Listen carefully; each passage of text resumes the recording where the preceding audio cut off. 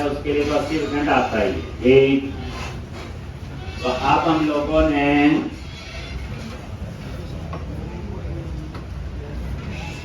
तो रेक्ट और एंगुलर, देखा होगा एंगुलर एक फ्रेमवर्क है जिसे हम इंस्टॉल करते हैं, देखा था ना, इंस्टॉल npm इंस्टॉल, आगे था एंगुलर CLI, एक फ्रेमवर्क है। उसमें क्या होता आपका देखा जाए कि जब आप इंस्टॉल करते हो तो पूरा फ्रेमवर्क इंस्टॉल हो जाता है।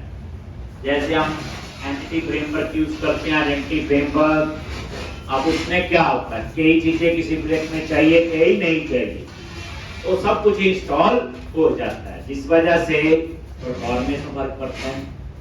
इसलिए जो रिएक्ट है वो फ्रेमवर्क नहीं है, एक लाइब्रेरी है। उसमें क्या होता है, जब आप प्रोजेक्ट बनाते हो तभी इंस्टॉल करता है जो जरूरी चीजें, बाकी जो चाहिए होगा बाद में इंस्टॉल कर लेते हैं। ठीक, तो इसलिए जो रिएक्ट है वो क्या है, एक लाइब्रेरी है, और एंगुलर जो है वो एक फ्रेमवर्क। ठीक, अब जो रिएक्ट है उसे हम परफॉर्मेंस वाइज भी बेटर कहते हैं। एक रिएक्ट के अंदर एक डॉम का कंसेप्ट होता है, डॉक्यूमेंट ऑब्जेक्ट मॉडल। उसमें क्या करता है, एक वर्चुअल डॉम बना लेता डाटा, और जितनी इंफॉर्मेशन सर्वर से चाहिए उतनी को ही रिप्लेस करता है, तो उसकी परफॉर्मेंस बेटर होती है। और इसको कौन मेंटेन करता है आपका, बोलो फेसबुक, उसको कौन मेंटेन करता है, गूगल। एक बाकी ये भी फ्रंट एंड है, वो भी फ्रंट एंड है। तो आज हम पहले, तो इसके लिए अलग से कुछ इंस्टॉल नहीं करना, इसके लिए आपकी मशीन पे चाहिए Node.js इंस्टॉल्ड है, आपकी मशीन पे एक एडिटर चाहिए VS कोड, वो भी इंस्टॉल है। एक आपने इंस्टॉल करना है सिर्फ डाटाबेस MongoDB। यहाँ पे फ्रंट एंड में हम लोग सीखेंगे React.js, बैक एंड में आपका होगा, बोलो Node.js, जैसे ASP.NET कोर है बैक एंड, वैसे ही Node.js है। तो वहां पे हम APIs बनाएंगे, और बैक एंड में डाटाबेस होगा MongoDB। तो ये बन जाएगा मान स्टैक। मीन कब बनेगा, MongoDB डाटाबेस Node.js, बस फ्रंट एंड एंगुलर यूज कर। ठीक, बैक एंड आता होगा, फ्रंट एंड भी आता ही है। बाकी जो असाइनमेंट मैंने दी, आप उन असाइनमेंट्स को पहले करो। ठीक, तो अब यहाँ पे आपको सबसे पहले क्या करना है, प्रोजेक्ट बनाना है। तो यहाँ पे मैंने बोला जी डी ड्राइव में React एप्लीकेशन एक फोल्डर है, जहां कई प्रोजेक्ट बने हैं, एक और प्रोजेक्ट हम बनाएंगे। तो यहाँ पे आपने इसको सेलेक्ट कर लिया, CMD और एंटर प्रेस।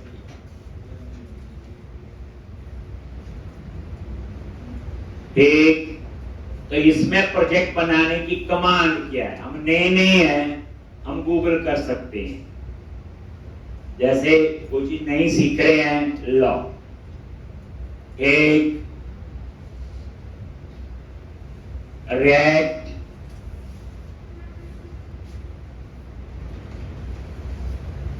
JS,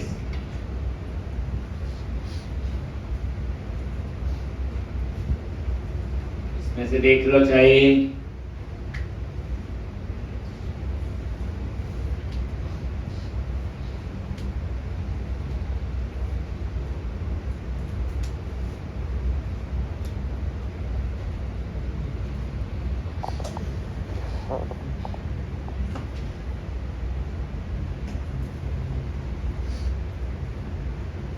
मतलब जैसे आपको कमांड नहीं पता है कि, तो आप सर्च कर सकते हो how to create project in React.js। याद रखना React.js और React Native दोनों अलग है।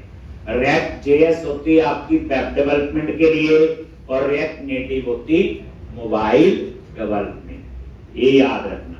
लेकिन एक काफी तो दोनों में बंदा कर सकता है, थोड़ा बहुत ही चेंज होता है। उसमें आपको मोबाइल का एनवायरनमेंट पता होना चाहिए, यहाँ वेब का, तो यहाँ वेब का एनवायरनमेंट तो हमें आता है।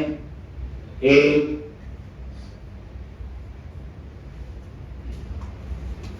और सीधा रैंक लिख दिया।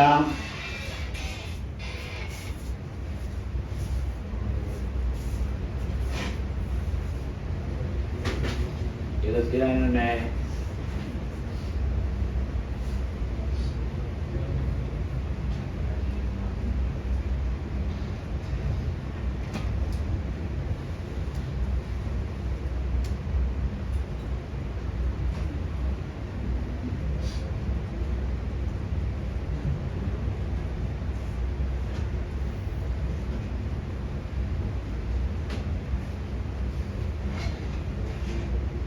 वैसे बता रहा हूं कि पहली बार है तो हम लोग गूगल से पूछ सकते हैं क्या आना चाहिए। बोलो, सबसे पहले प्रोजेक्ट बनाना आना चाहिए। दूसरा क्या आना चाहिए? प्रोजेक्ट रन करना आना चाहिए। तीसरा क्या चाहिए? बूटस्ट्रैप अप्लाई करनी आनी चाहिए। चौथा क्या चाहिए? पेज बनाने आनी चाहिए। पांचवा क्या चाहिए? राउटिंग आनी चाहिए। छठा क्या चाहिए? बैकएंड को कॉल करना आना चाहिए। यही बनता ना, यही तो सीखना है। एक तो यहां पे हम नया प्रोजेक्ट बनाएंगे।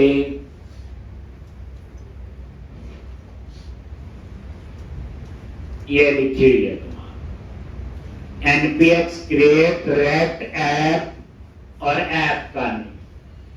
तो आप इसके लिए मैं बता रहा हूं, कल को मान लो ब्लेजर में काम करना है जो हमने नहीं किया, तो आपको पता होना।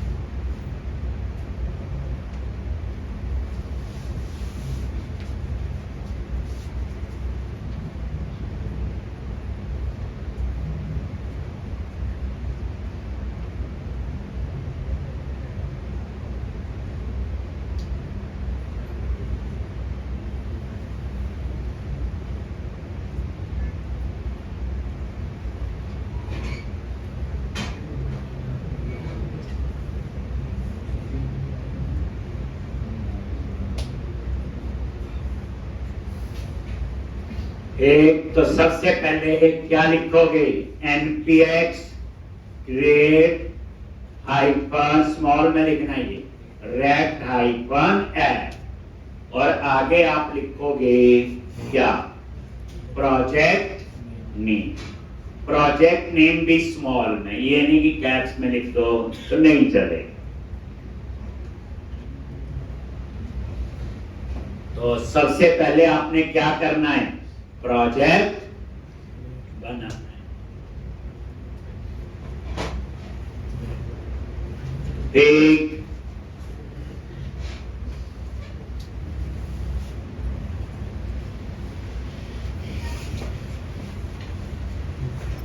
npx create react project name.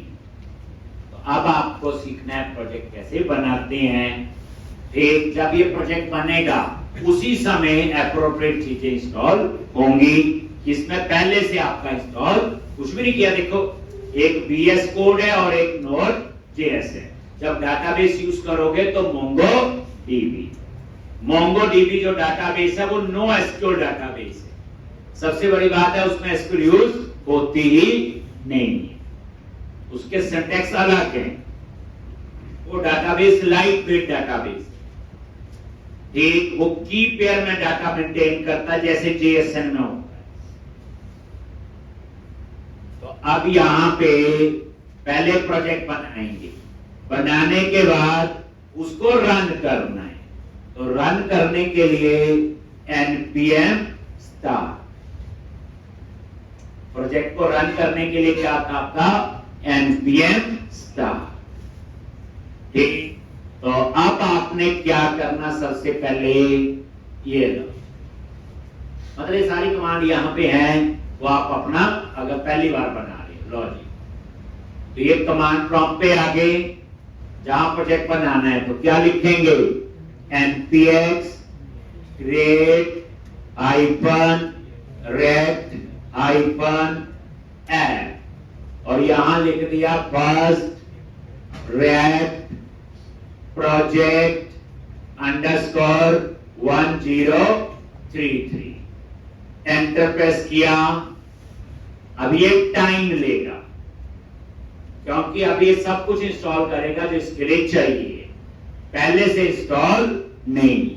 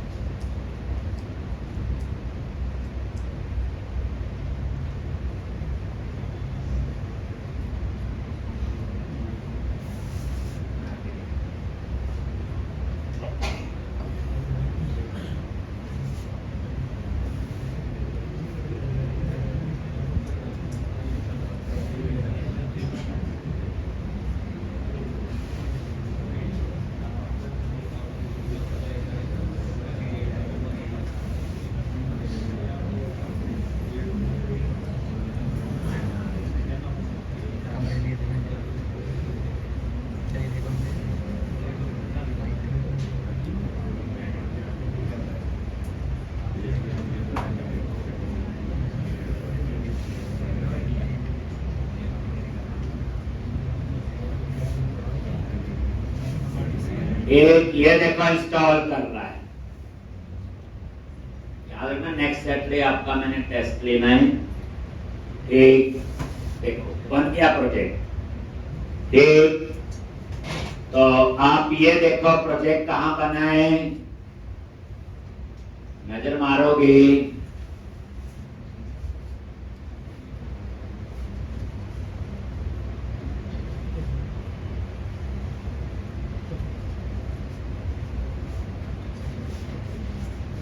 ये है ना, एक ये प्रोजेक्ट आपका बन गया। फोल्डर पे गए और यहां पे cmd और यहां पे वही कोड.3 का वही है, और ये BS कोड में आप लोग अब इस प्रोजेक्ट को रन करना है तो तरीका वही, क्या करोगे, यहां पे आ गए और कमांड प्रॉम्प्ट क्या लिखना है, npm start।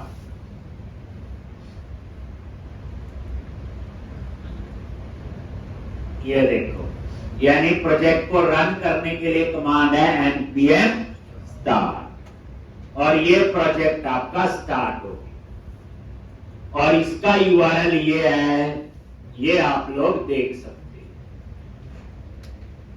ये इसका URL है। ये क्या आपका, बस पोर्ट नंबर यहां 3000 है, एंगुलर में क्या था 4200, ये याद रखना। तो प्रोजेक्ट बन गया और प्रोजेक्ट रन भी हो गया। ये आ रहा है। अब ये प्रोजेक्ट का क्या स्ट्रक्चर है, क्या चीजें हैं, तो वो हम यहां से देख सकते हैं। ये वैसे एंगुलर से थोड़ा इसका स्ट्रक्चर इजी है। तो यहां पे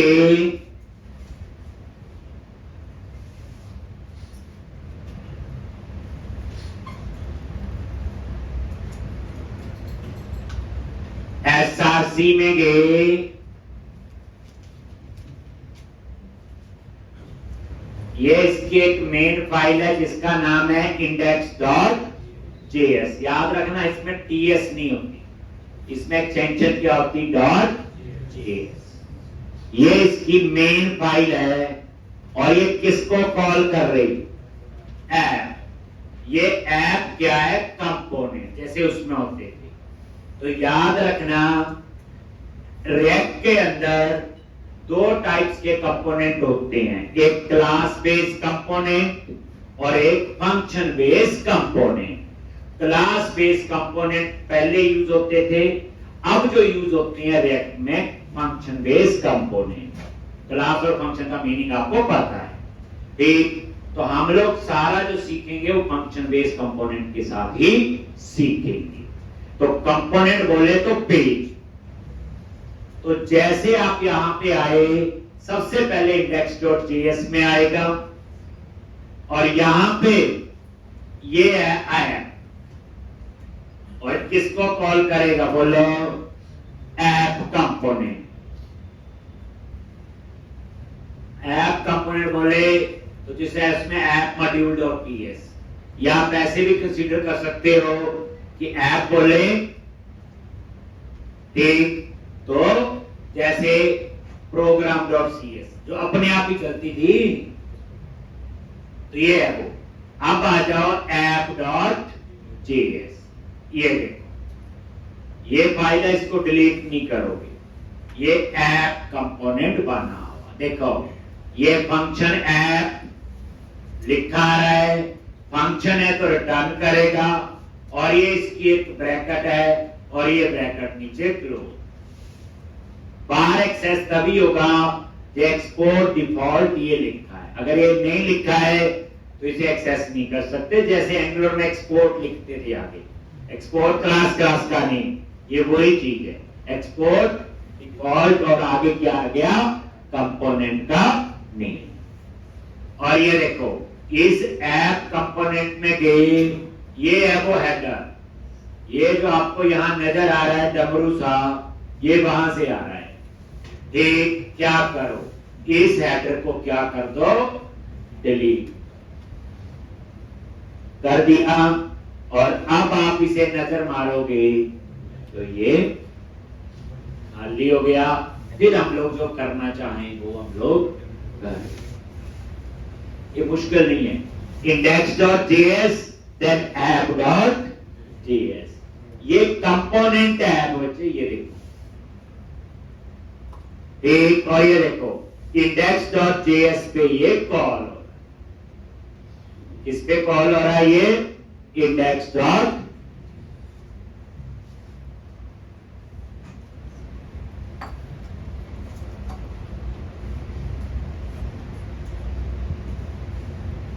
ठीक हो गया जी। अब आपने क्या करना है बोलो?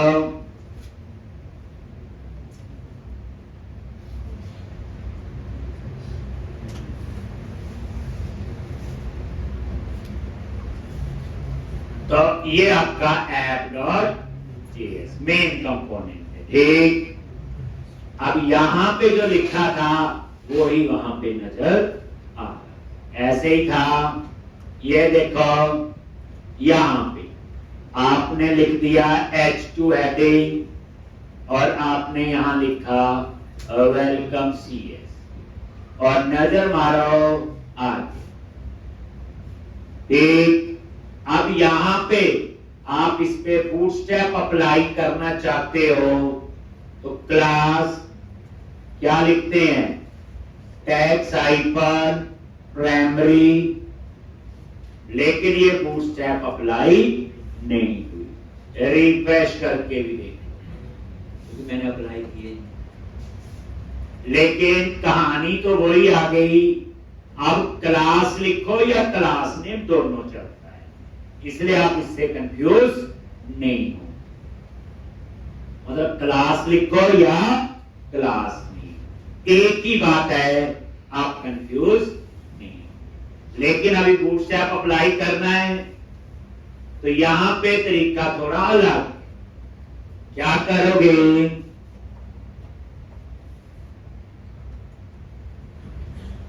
ये देखो, एक चीज और देख लो, ये क्लास आप नाम भी लिखो, ये ऐप CSS है, ये इसकी बात है, app.css ये वाली। तो ये इनकी थोड़ी बहुत जो बनी हुई है, ये वो छोड़, मुझे नहीं जरूरत है, हम अपनी बूटस्ट्रैप देखेंगे तब देखते हैं, तो मैंने हटा भी दिया। और याद रखना जब रिटर्न करता है तो पूरा एक ब्लॉक, मतलब कहने का ऐसा नहीं हो सकता कि वो 2 डिब रिटर्न करे, 2 करनी है तो एक डिब के अंदर ही दूसरा डिब होना चाहिए। एक अगर आपको कई बार लिखता कि डिब लगाना जरूरी है, नहीं, आप इसको ऐसे भी लिख सकते हो ब्लॉक बनाने के लिए, जैसे हम कर्ली ब्रैकेट लगा देते हैं ना वहां पे, ये है, इसे बोलते हैं रैक फ्रैगमेंट। क्या बोलते हैं इसको? Rack fragment. ये भी चलता है, डिब भी चलेगा। प्रॉब्लम पता क्या होगी? एक एक्स्ट्रा टैग लगा रहेगा, जब जरूरत ही नहीं है टैग की तो वाई शुड क्यों चाहिए, तो ऐसे कर। और इसको पूरा लिखना हो तो क्या बोलते हैं हम लोग? रैक डॉट कुछ ऐसे फ्रैगमेंट। ये शुरू हुआ और रैक फ्रैगमेंट बोलते हैं जब हम कोई ब्लॉक बना के रिटर्न करवाते हैं। तो 3 तरीके बताए, डिब लगा लो, वो तो जुगाड़ ठीक ही था। अगर आपको लगता है एक ब्लॉक बना के रिटर्न, तो रिटर्न स्टेटमेंट में 4 लाइनें थोड़ी रिटर्न होगी। आप मुझे बताओ, हम थोड़ी देर में इसको हटा रहा हूं, आप ऐसे लिख सकते हो, एक रिटर्न में लिखा, एक डिब, एक, अब आपको एक और डिब रिटर्न करना है तो आप ऐसे एक डिब थोड़ी लगा सकते हैं इसके साथ। वो जो भी होगा वो एक ही ब्लॉक होता है। तो बेसिकली उस ब्लॉक को बनाने के लिए हम क्या यूज करते हैं? Rack fragment. तो चाहे रैक फ्रैगमेंट लिखो, चाहे एम्प्टी एंगुलर ब्रैकेट जैसे मैंने लगाई वो कर लो, चाहे डिब लगा लो ब्लॉक बनाने के।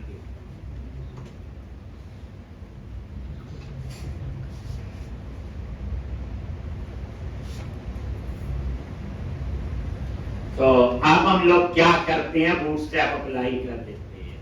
कुछ नहीं है, पब्लिक फोल्डर पे जाओ और यहां पे एक फाइल है जिसका नाम है इंडेक्स। एक यहां पे हम बूटस्ट्रैप की फाइल का पाथ देंगे। क्या देंगे? पाथ। एक जैसे हम लोग वहां देते थे, लेआउट में देते थे ना, सीरियल पाथ, बिल्कुल वही। तो यहां याद रख लो, पब्लिक फोल्डर में गए और index.html, और इसके अंदर हेड टैग में हम कहीं पे भी दे सकते हैं। अब इसका पाथ उठाना है तो कहां जाएंगे? बूटस्ट्रैप में, वहां से उसकी CSS और JS का पाथ उठा ले, बस। ये आप कंसीडर करो जैसे लेआउट में रख देते। तो यहां पे कहां गए? पब्लिक के अंदर index.html। अब कौन सी बूटस्ट्रैप चाहिए? तो यहां पे गए, बूटस्ट्रैप नैपर या बूटस्ट्रैप सर्च किया, आ गया, बूटस्ट्रैप पे क्लिक किया, वही आ गया। यहां चूज करो गेटिंग स्टार्टेड।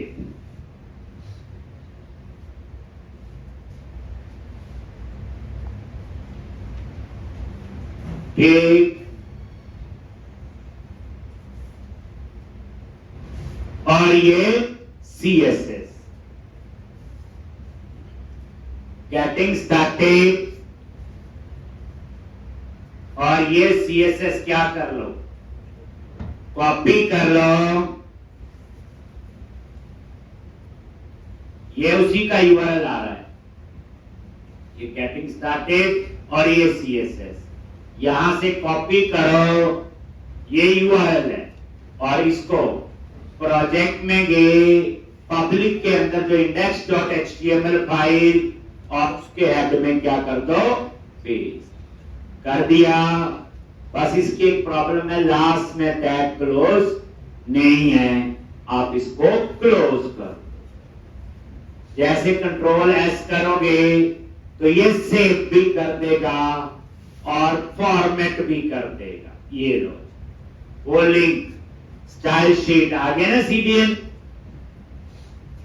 तो जैसे मैंने सेव किया तो इसने क्या किया, सेव भी कर दिया फॉर्मेट। फॉर्मेट वही Ctrl+K+P।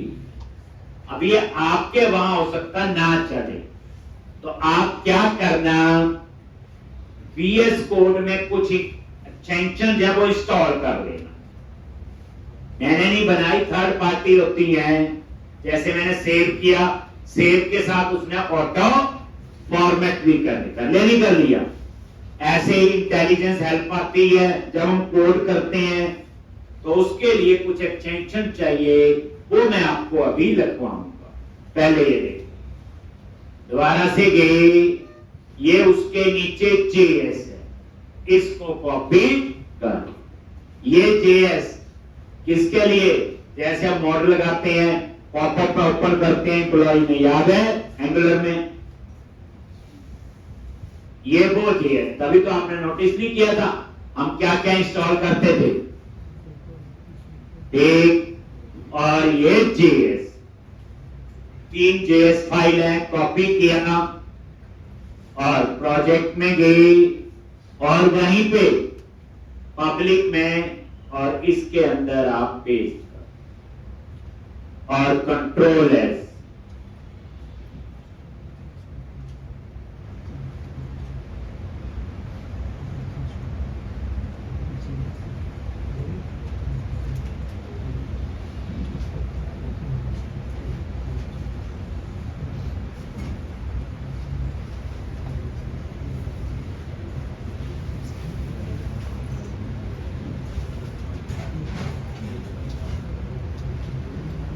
SRC वो देखो, एक स्क्रिप्ट टैग, दूसरा स्क्रिप्ट और तीसरा।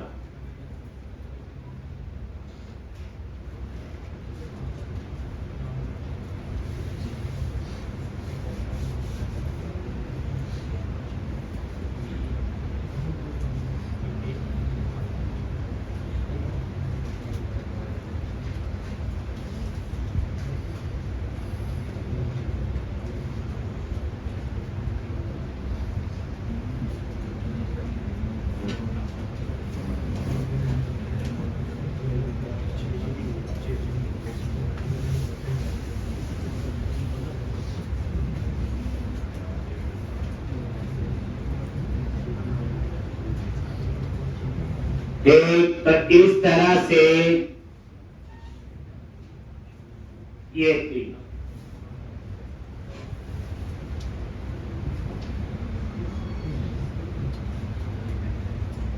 सेव किया और ये फॉर्मेट, ये देख लो पाथ है, ये सारे किसका पाथ है, ये बोलो JS के, किसके हैं ये JS, ठीक है। 3 JS फाइल और एक, तो ये आपने कर दिया और बूटस्ट्रैप ने अपना काम करना शुरू हो गया अप्लाई।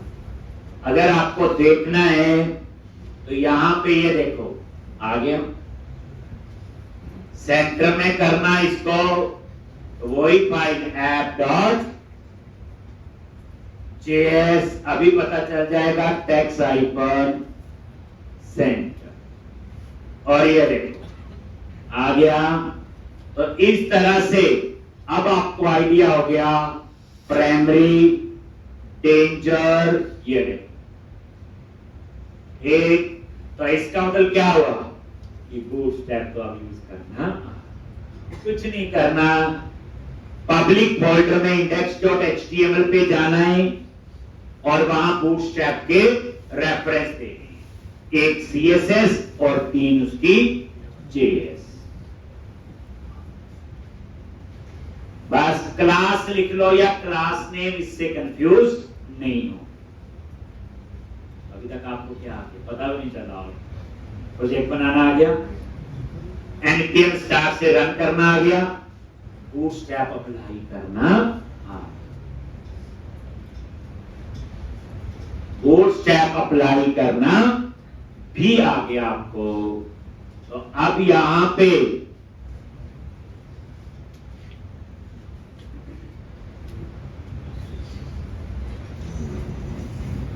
तो इस तरह से ये एक, तो अब मैं बता रहा था कि कुछ एक्सटेंशन इंस्टॉल कर देंगे। ये वाला है, साइड में ये लास्ट में लिखा आ रहा है एक्सटेंशंस, इस पे क्लिक किया और मैंने ये कुछ एक्सटेंशन इंस्टॉल किए हैं, जैसे आप पैकेज इंस्टॉल करते, यहां एक्सटेंशन का नाम और फिर ऐसे इंस्टॉल का बटन आ जाता है, कोई इसमें स्पेशल। तो जो मैंने इंस्टॉल किए 4-5, आप उनके नाम लिख, कुछ नहीं करना, एक्सटेंशन का नाम लिखना और ऐसे इंस्टॉल तो इंस्टॉल बस।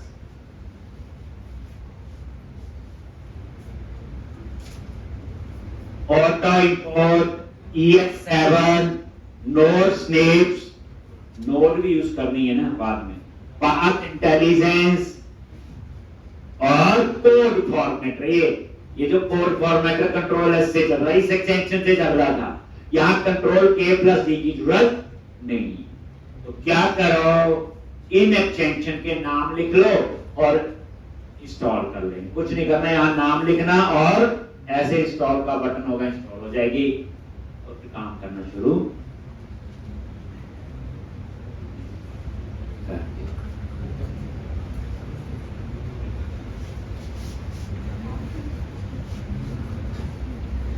Auto import ES7 node snaps, वही कोड स्नेप जिसे बोलते हैं, पाथ इंटेलिजेंस, इंटेलिजेंस हेल्प जो आती है, और ये कोड फॉर्मेट, बस यही, इन्हीं की जरूरत आपको पड़ेगी। तो ये भी आपने इंस्टॉल कर, क्या आ गया, आपको प्रोजेक्ट बनाना आ गया, प्रोजेक्ट रन करना आ गया, बूटस्ट्रैप अप्लाई करना।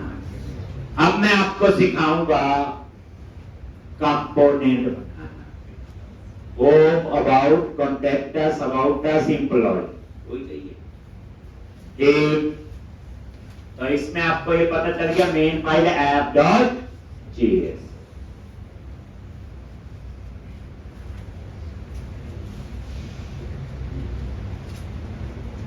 तो यार ना सैटरडे टेस्ट होगा, टेस्ट जो मैंने करवाया हुआ उसी में से होगा, जो मैं फ्राइडे तक भी करवाऊंगा, उसका फ्राइडे वाला सैटरडे आता है। और जैसे मैं असाइनमेंट देता हूं वैसे ही असाइनमेंट आपको मिलेगी, ठीक। बस वो असाइनमेंट ऑफिशियली तो 2 से 3 घंटे में हो सकती है, ठीक, लेकिन आपके पास सवेरा 10 बजे से लेके 4 बजे तक का पूरा टाइम, ठीक। जब उस असाइनमेंट को करोगे, लैब में बैठोगे, अलग अलग बैठना है, नोटबुक यूज कर सकते हो, आप फोन यूज कर सकते हो, इंटरनेट यूज कर सकते हो, बस किसी से पूछ नहीं सकते, बस ठीक। तो जैसे हम जॉब में कर सकते हैं, यही होता, वहां पे बताता वहां भी कोई नहीं है ना, यहाँ कोई बताएगा, ठीक। 2 से 3 घंटे में वैसे हो जाता है, बट 4 बजे तक का आपका पूरा टाइम। थोड़ी देर के लिए आप ये भी छोड़ दो, आप सिर्फ इतना टारगेट रखो, हमने असाइनमेंट करनी है। मान लो 4 बजे तक नहीं, घर जाके करो, संडे को करो, मंडे करो, मेन बात तो आपकी इंप्रूवमेंट होनी चाहिए, जॉब लगती रहेगी, हमारे पास लगी कहीं और लग जाएगी, ठीक। तो कहने का मतलब है वो टेस्ट देना है। तो वो जो टेस्ट है आपका सैटरडे होगा नेक्स्ट, वो उसमें एंगुलर भी हो सकता है, पुराने वाले प्रोजेक्ट में भी हो सकता है, जो कल दिया वो भी हो सकता है, ठीक। होगा कुछ ऐसा है जो दिया हो, अब पहले का दिया हुआ नहीं कर पाए, तो इससे बड़ा गैस क्या हो सकता है, ठीक। और यहाँ कोई ऐसा लॉजिकली चेक करना, एक हम प्रैक्टिकली काम कर सकते हैं कि नहीं, तो वो मैं टेस्ट दूंगा, ये मैं टेस्ट अपनी कंपनी के लूंगा। और उसके बाद फिर नेक्स्ट वीक से, उसके बाद हमारे पास और रिक्वायरमेंट्स है, वहां भी आपको इंटरव्यू देने जाना होगा। एक अब वो कंपनी मैक्सिम चंडीगढ़, पंचकुला, मोहाली की ही होंगी। तो याद रखना सारी कंपनी बच्चे स्मॉल स्केल होती हैं, ये स्मॉल स्केल ही होती हैं। एक एमएनसी की आपको पता है, इन्फोसिस, विप्रो, एक्सेंचर, वो होती है। बाकी स्मॉल स्केल 10 लोगों की भी होती, 50 लोगों की भी हो सकती, 100 की भी होती, जैसे हमारी में 400-500, तो हम भी क्या है, एक स्मॉल स्केल है। एक तो कंपनी जो होगी वो स्मॉल स्केल है। और याद रखना आईटी में थोड़ा सा आजकल पता ही है सबको डाउनफॉल है, जिसको जहां जॉब मिल जाए वो कर लेनी चाहिए। अगर ज्यादा नखरे हुए कि छोटी कंपनी है मैंने नहीं करनी, कम सैलरी है मैंने नहीं करनी, तो पता चले 6 महीने बाद फिर उतने की भी नहीं मिली जो मिल रही थी। ऐसा होता है कई बार। तो आजकल तो यह कि फ्रेशर को रख लेना वो ही बहुत है। पैसे तो बात की बात है, अच्छा काम करोगे तो क्यों नहीं देगा पैसे। ये टेक्निकल स्किल की इंडस्ट्री है, बंदा 2-3 महीने में वैल्यूएट हो जाता है, इसमें कोई वो नहीं है कि सालों लगेंगे वैल्यूएट करने के लिए। तो जॉब में तो हमारे पास आते हैं, हम किसी को कहते हैं रख के देख लो, महीना भर काम करा लो, अच्छा करेगा तो रख लेना, काम तो बच्चे करना ही पड़ेगा। सॉल्यूशन सिर्फ काम ही। तो इसमें पहले मैं अपनी कंपनी का आपको बता देते हैं, जो टेस्ट मैं अपनी कंपनी के लूंगा, जो बच्चा उस टेस्ट को करेंगे, ठीक। तो वैसे वैल्यूएशन तो बड़े दिन से शुरू कर देता हूं, ठीक, और वो ही करते हैं, कोई एक आधा और ऐड हो जाए तो अलग चीज है। तो वैसे मुझे पता है किसने करना और किसने, मुझे भी 5 महीने हो गए पढ़ाते हुए आपको। 10-15 मिनट एक कंपनी में धोखा हो सकता है, इंटरव्यू में अच्छा है बच्चा की नहीं, इंटरव्यू देते 15 मिनट में चेक नहीं कर सकते, मुझे 5 महीने हो गए चेक करते हुए। मुझे नाम भी बताओ असाइनमेंट में, तब भी बता सकता हूँ किसको कितना समझ आ रहा है। और 25 साल से मैं आप जैसे बच्चे पढ़ा रहा हूँ, तो इसलिए बट फिर भी टेस्ट है। तो जो हमारी कंपनी का रहता है वो मैं पहले बताता हूँ। जैसे आपका जो बच्चा टेस्ट करते हैं, फिर उसको कंपनी जाना होगा। वो डेट मैं बता दूंगा, जैसे बैच खत्म होना है उसके पास की हम लोग रखते हैं। वहां पे जाके पहले 1 महीना आपको जर्नल ट्रेनिंग होती है, इसकी नहीं होगी जो हमने पढ़ा है, उसमें सिर्फ आपको ये बताया जाएगा जी कि how to write email, how to communicate with clients, सारी चीजें जो है पहले वो। फिर उसके बाद कैसे ईमेल लिखनी, कैसे बात करनी, क्या है। उसके बाद आपको क्या होती टेस्टिंग पता होना चाहिए, प्रोजेक्ट बनाना तो आ गया, टेस्ट।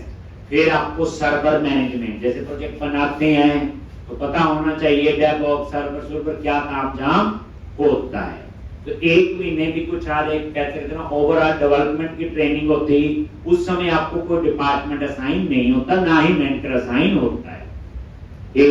वो आपको पहले किया जाता है। 1 महीने के बाद आपको फिर एज पर डिपार्टमेंट, आप उसमें ऐसे नहीं पूछेंगे तो डॉटनेट आती, डॉटनेट में करना नहीं, वहां टेक्निकल कोडिंग का भी बताते हैं, इवैल्यूएट भी करते हैं टेक्निकली, ऐसी बात नहीं है। तो किसी को हो सकता है नोड में डाल दें, किसी को रेक्ट में, किसी को एंगुलर में, किसी को ASP.NET कोर में, जैसे प्रोजेक्ट की जहां पे रिक्वायरमेंट होती है, तो वो आपका रहता है। तो जो टेस्ट करते हैं तो पहले 6 महीने आपका क्या होता है, स्टाइपेंड होता है फॉर 6 मंथ, और वो जो स्टाइपेंड अमाउंट है आपका, वो आपका जो है 9,000 to 12,000 के बीच में होता है। 9 देते हैं, किसी का 10 भी हो सकता है, किसी का 11 भी हो सकता है, किसी का 12 वाले तो कम भी मिलते हैं, कई बार तो 15 भी हो जाता है। वो वेरी करता है आपके टेस्ट। जैसे मान लो वो टेस्ट किसी ने, मुझे पता है 2 से 3 घंटे का है, तो उसका स्टाइपेंड अलग होगा। किसी ने टेस्ट 5 घंटे में किया तो उसका स्टाइपेंड अलग होगा। किसी ने 4 बजे किया तो उसका स्टाइपेंड अलग होगा। ठीक, 1000-1500 का फर्क पड़ सकता है। ठीक, तो वो उससे वेरी करता है कि टेस्ट कितनी देर में हम लोग करते हैं। फिर 6 महीने ऐसे स्टाइपेंड, किसी का 9 होगा, किसी का 10 होगा। तो ऐसे आपका तो इतनी लेवल के तो है, 11-12 का तो टेस्ट से पता चलेगा। ठीक, जब आप टेस्ट करते हो, जब आप ये टेस्ट कर लोगे, 6 महीने स्टाइपेंड अमाउंट रहता है। ठीक, पे आप लेके चलो 9-10 हजार तो होगा ही ना फॉर 6 मंथ। जब 6 मंथ में जो होता है उसमें भी आपसे हम काम नहीं करवाते, उसमें भी आपको एक जैसे 1 महीने की टेक्निकल और ट्रेनिंग होती है। फिर उसके बाद आपको किसी प्रोजेक्ट के शैडो में लगा देते हैं। शैडो पता ही है, लाइव प्रोजेक्ट होता है, आप उस पर काम कर रहे हो लेकिन आपका काम क्लाइंट को डिलीवर नहीं करते। ठीक, जैसे 2-3 महीने बाद आपकी वैल्यूएशन हो जाती है कि आप ठीक काम करने लग पड़े, तो फिर उसको आपको मेन उस पे मतलब कुल मिला के जो आगे के 5-6 महीने होते हैं उसमें भी आपकी एक किस्म से सॉर्ट ऑफ ट्रेनिंग टाइप ही होता है। देखो, जिस दिन कंपनी ने सैलरी शुरू कर दी ना, उस दिन पंगा पड़ गया। उस दिन तो 8 घंटे की आउटपुट देनी ही पड़ेगी, चाहे रात को 12 बजे, चाहे आपको 12 घंटे लगाएं, चाहे 11 लगाएं, फिर तो आउटपुट वो चाहिए। तो एक किस्म से एक मेरे पास पड़े 1 महीने की इनिशियल वैल्यूएशन, फिर भी 6 महीने में इतना होता है। फिर उस 6 महीने के बाद जो सैलरी रहती है, एक जो टेक्निकल जैसे आपका प्रोफाइल है, एक वो आपकी सैलरी होती है आपकी 16 से 22 हजार के बीच। ज्यादातर 18-19 की रेंज आती है, ये मैं पहले आपको बता देता हूँ। लेकिन कोई अच्छा भी परफॉर्म करते हैं, जैसे अच्छे की डेफिनेशन क्या है, बच्चा वहां गया, वो 3 महीने की ट्रेनिंग में इतना अच्छा हो गया कि वो प्रोजेक्ट पे काम करना शुरू कर दिया। ठीक, तो उसकी 18 नहीं होगी, हो सकता है उसकी 20-21 हो। ठीक, अब कोई बच्चा 4 महीने बाद तैयार हुआ, कोई 6 महीने बाद भी अभी थोड़ा गड़बड़ी कर रहा है। ठीक, तो उसका 17 भी हो सकता है, 18 भी हो सकता है, और ये भी हो सकता है कि आपका स्टाइपेंड 1 महीना एक्सटेंड कर दे, 1 महीना और ट्रेनिंग चाहिए तभी सैलरी शुरू हो। ठीक, तो वैसे तो ये मौका कम आता है, क्योंकि जिसने मेरा टेस्ट कर लिया ये सिर्फ 1% है। अगर मैं 10 बच्चे भेजे हैं तो एक आधे के साथ ऐसा हो सकता है, कम चांस होता है। फिर वही सैलरी आप एज्यूम करो, 17-18-20 हजार के आसपास सैलरी हो, और उसके बाद पर परफॉर्मेंस बचे होता है क्राइटेरिया, याद रखो। एक और उसके बाद साल बाद फिर अप्रेजल होता है।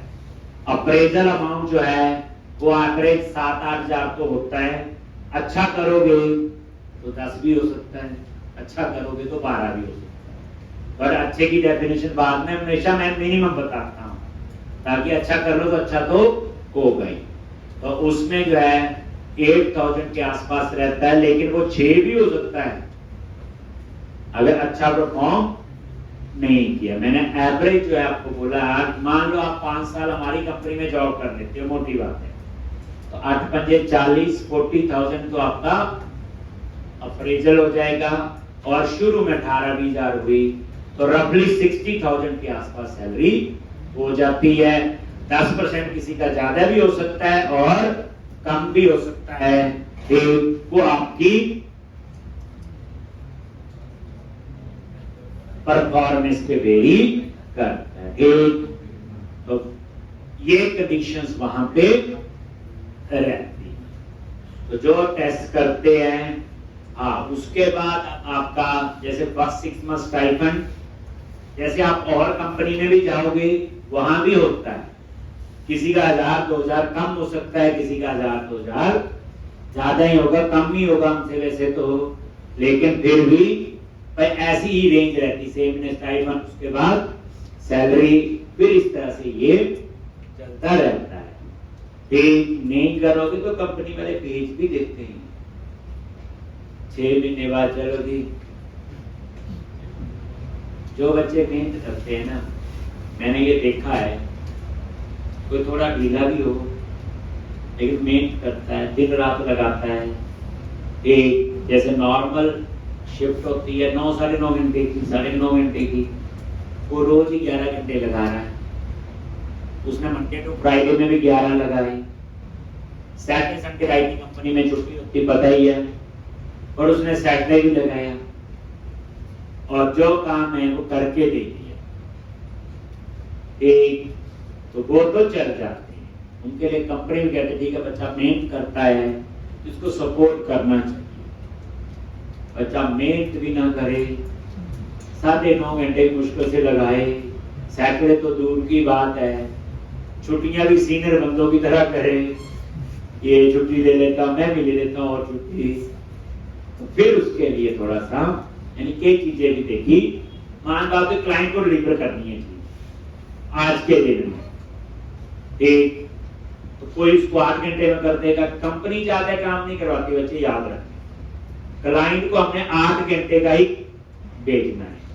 बस ये होता है कि हमें काम करते हो 8 की जगह 10 लग जाते हैं, कई बार 5। कोडिंग आप करते हो, कई बार एक सेमीकोलन फंस जाए 2-2 घंटे लग जाते एक। तो वो होता है, क्लाइंट को तो उतनी आउटपुट मिलेगी, क्लाइंट ने उतने ही पैसे देने हैं, एक वो हमारा टाइम ज्यादा लग जाता है। और एज ए जूनियर डेवलपर तो टाइम लगता है।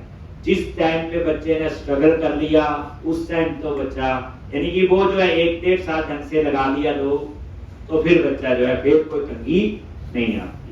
कई 2 साल में डर जाते हैं। एक बच्चा मेरे पास आया थोड़े दिन पहले, तो उसने मुझे बात बोली कि सर आपने बोला था घड़ी नहीं पहननी जब ऑफिस की, और काफी साल हमारे पास लगाया अभी गुड़गांव, वही थोड़े दिन पहले आया था। तो उसने बोला, कहते हमने भी सर घड़ी नहीं पहनी तभी यहाँ तक पहुंचे। घड़ी का मतलब समझ होंगे, ये ना प्रोग्रामिंग बच्चे एक पैशन है। ये प्रोग्रामिंग अगर आप इस मजबूरी में कर रहे हो कि पढ़े नहीं, जॉब करनी है, पैसा कमाना है, जैसे होता है ना कि इस तो इसमें सक्सेस नहीं है। इसमें सक्सेस उसी को मिलेगी जो पैशन से करता है, जिसको इंटरेस्ट है। पैशन का क्या होता है?